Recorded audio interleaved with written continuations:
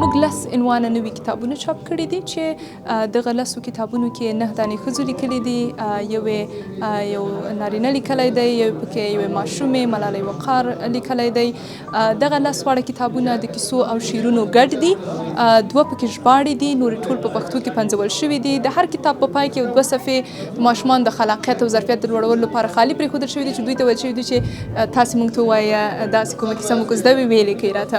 دا کتابونه ټول انځوریز چاپ شوي دي، رنګه دي او د هرې کیسې د هر کتاب دپاره خپله یوه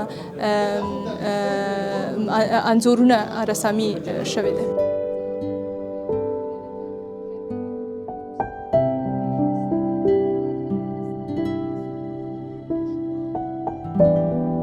د اطفالو د روزنې، د اطفالو د معلومات، د اطفالو د بوختیا دپاره دا یو ستر خدمت دی.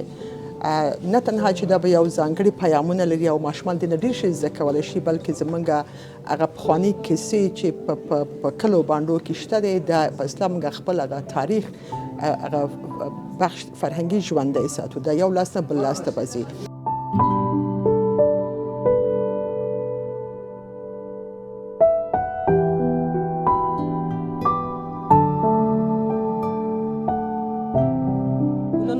په دې اړه غږیږو چې موږ ماشومانو ته راتلونکی جوړوو او دا یوه هیله بښونکی خبر دی.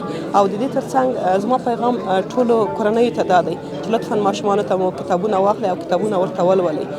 ماشومان به مو هیڅ شی ستاسو په یاد ونه لري، خو دویم خوږې جملې مو چې هغوی ته لوستي هغه به یې ټول عمر په یاد وي.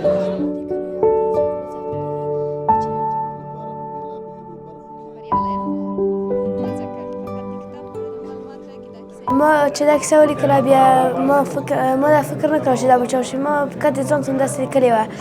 بیا د مینا نظرۍ د هغو کتاب چې چاپ شو ما چې زه به یې ولیکم، هستې مې چې هغه کیسه مې بیا راواخیستله، یا مې پلار ته ورکړه چې هغه ورته چاپ کړي. چې چاپ یې کړه اوس چاپ شوې ده. اوس ډېره خوشحاله یم چې چاپ شوله. کوچنیان باید کیسې ولولي، کتابونه ولولي، ښوونځي ته ولاړ شي تر څو هغوی ښه راتلونکی ولري. او زه دا هیله لرم چې افغانستان سوله راسي او ټول ماشومان خپله زده کړه وکړي.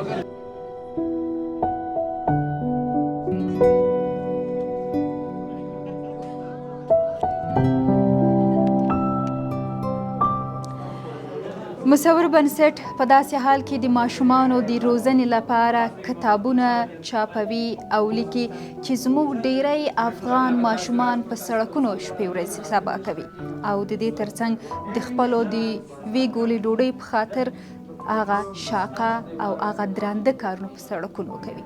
خو مصور بنسټ دغه زمینه برابره کړې ده چې ماشومانو ته په وړیا توګه دغه لنډې کیسې او ښکلي کتابونه ورکړي. لیبه سپیڅلې، کابل، زاویه نیوز.